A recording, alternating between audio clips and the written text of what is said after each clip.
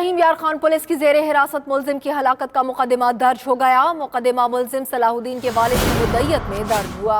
मुकदमे में साबिक SHO महमूदुल हसन, तफ्तीशी शफात अली और ASI मतलूब को नामजद किया गया है। रहीम यार खान पुलिस की जेर हिरासत मुलजिम की हलाकत का वाकया, उसका मुकदमा दर्ज हो चुका है। इसी हवाले से मजीद तफसीलात जानते हैं राजा शाहिद से। राजा शाहिद, बताएगा मुकदमे में कौन कौन सी दफात शामिल की गई? मुकदमे में 300 जो है 2 और 34 की दफात शामिल की गई है।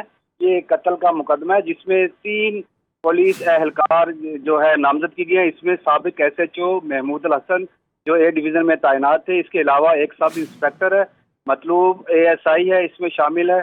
और इन तीनों के खिलाफ जो है ये नामजद मुकदमा जो है दर्ज किया गया है। इसके अलावा दीगर मुलाजमीन का जो नाम तो नहीं लिया गया, लेकिन उसमें शामिल किया गया कि ये इस टॉर्चर में ये शामिल है। और ये इस मुकदमे की FIR जो है अब इसकी कॉपी भी गुरसा ने हासिल कर रही है। 553/19 ये मुकदमा है जो थाना सिटी A डिवीजन में दर्ज किया गया है। ठीक है, मुकदमा तो दर्ज हो गया, इनकी गिरफ्तारी के हवाले से क्या इत्तलात हैं?